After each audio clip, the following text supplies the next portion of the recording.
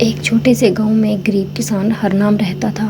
उसके पास थोड़ी सी जमीन, 2 बैल और एक मिट्टी का घर था। वह दिन रात मेहनत करता, अपने परिवार को ईमानदारी से पालता और कभी किसी का हक नहीं मारता था।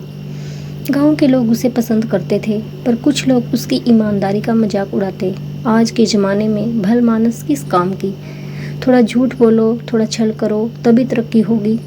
पर हरनाम हमेशा कहता, जो चीज़ मेहनत और सच्चाई से नहीं मिलती वह टिकती नहीं।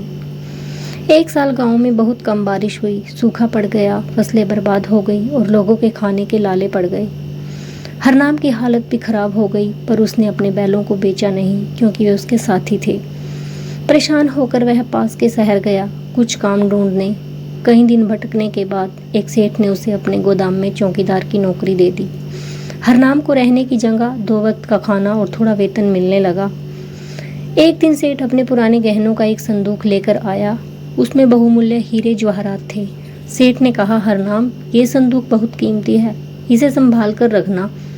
इसमें मेरी माँ की निशानियाँ भी हैं। हरनाम ने सिर झुकाकर कहा, सेठ जी, आप निश्चिंत रहें, ये मेरी जिम्मेदारी है। कुछ ही दिनों बाद गोदाम में आग लग गई। हरनाम ने जान पर खेलकर आग बुझाई, मगर जब तक लोग पहुंचे, संदूक गायब हो चुका था। सेठ बहुत नाराज हुआ। उसने हरनाम पर चोरी का आरोप लगा दिया। पुलिस आई, हरनाम को गिरफ्तार कर लिया गया। जांच चली, हरनाम चुप रहा। वह कहता रहा, मैंने कुछ नहीं किया, मैं झूठ नहीं बोलूँगा, चाहे जो भी हो जाए। सेठ ने पैसे और रसूख का इस्तेमाल कर केस को मजबूत किया, पर एक सफाई कर्मी ने बताया कि उसने एक अजनबी आदमी को संदूक लेकर जाते देखा था। सीसीटीवी निकला और सच सामने आ गया। चोर सेठ का भतीजा ही था, जो नशे की हालत में डूबा हुआ था। हरनाम बरी हो गया। सेठ शर्मिंदा हुआ और माफ़ी मांगी। सेठ ने हरनाम से कहा, तुम चाहो तो मैं तुम्हें अपने व्यापार में साझेदार बना लूँ। तुम्हारी ईमानदारी मेरे लिए वरदान होगी। हरनाम ने मुस्कुराकर कहा, मैं वही काम करूंगा जिसमें मेरी आत्मा को शांति मिले। मैं अपने गांव वापस जाऊंगा और मिट्टी से जुड़कर मेहनत करूंगा। सेठ ने उसे पैसे दिए और गांव में एक नई शुरुआत करने में मदद की।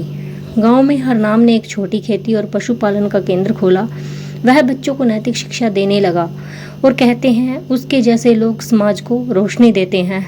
और इस कहानी से यही शिक्षा मिलती है कि सच्चाई और ईमानदारी कभी हारती नहीं। परीक्षा चाहे कितनी भी कठिन हो, अंत में जीत उसी की होती है जो अपने सिद्धांतों पर अड़िग रहे।